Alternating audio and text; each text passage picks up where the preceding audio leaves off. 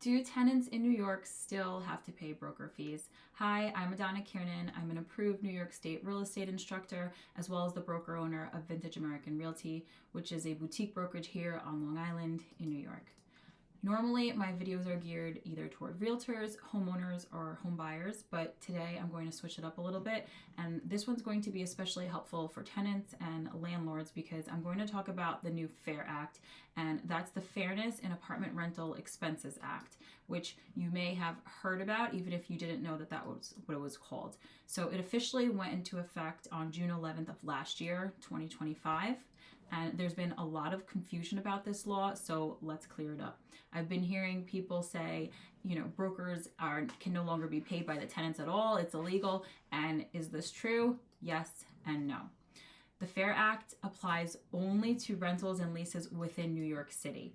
And I'm on Long Island, so the fact that I've been hearing this is very relevant because it doesn't apply to us here. It does not apply to Long Island, Westchester, or any areas outside of the 5 boroughs. So if you're renting or listing on Long Island, nothing has changed for you. Things are still business as usual here for now. So here's what the law actually says. If a landlord hires a broker to rent out their property and help them find a tenant, that broker does have to be paid by the landlord, again, in New York City. The broker fee cannot be passed to the tenant, even if the tenant offers to pay it. The law makes it clear that if the broker is representing the landlord, the tenant cannot be charged any portion of that fee. Now, if a tenant hires their own agent, so someone who's representing them and working in their best interest and finding them properties, that's different. A tenant's agent can charge a fee, but only when the tenant has voluntarily hired them and agreed in writing to pay for their services. That written agreement can be exclusive, meaning the tenant works only with that agent, or not exclusive, meaning they can work with a few different agents and maybe they're just having them sign a different paper for each property. Sometimes the same agent can represent both sides, the landlord and the tenant. That's called dual agency. Dual agency is allowed, but both the landlord and the tenant have to give written informed consent acknowledging that that's the relationship. And it's important to note that the tenant cannot be required to pay that agent. If the agent chooses to pay, that's totally voluntary. I'm recording this part and adding it later because I watched the video and I just wanted to clear up something. With dual agency, that basically means the tenant and the landlord basically happen to have the same agent. So the tenant has an agent and that agent says, hey, I actually have a listing that would work well for you.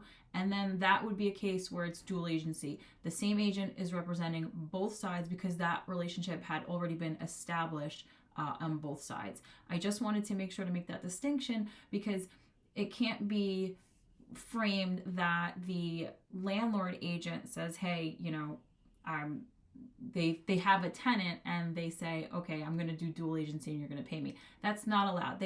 The landlord agent can never require a tenant to pay them unless they are the tenant's agent already, basically. So I just really wanted to clear that up.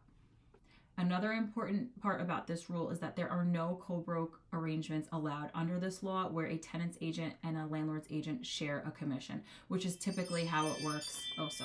Which is typically how it works in Long Island, at least. In other words, each side is responsible for their own representation and then their own compensation.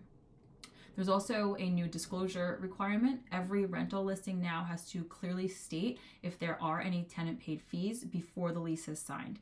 The landlord or the agent must provide an itemized list of every fee along with a short description of what each one is for. So the tenant has to sign that disclosure before signing the lease, and copies have to be kept on file for 3 years, just like every other real estate document. And there are penalties if someone violates it. So charging an illegal tenant fee can lead to fines up to $1,000 for the first offense and up to $2,000 for any repeat offenses within 2 years. Failing to provide those required fee disclosures also results in fines, which are $500 for the first time and up to $1,000 for repeat violations. So here is the big takeaway. The FAIR Act affects New York City rentals only, not Long Island, not Westchester, not upstate. Landlords and their agents in the city can no longer charge tenant broker fees if the broker represents the landlord and was hired by the landlord. but tenants who hire their own agents to help them still pay their agent, but only by choice and only with a written agreement in place. Dual agency is still permitted, but both sides must consent in writing, just like before, and any tenant payment has to be voluntary. And of course, all fees must be disclosed clearly and signed off on before lease signing. So understanding this law is going to be really important for anyone renting or leasing in the city, and it's also worth paying attention to for us out here on Long Island, because sometimes these policies eventually do expand beyond New York City. So staying informed now keeps you ahead of the curve.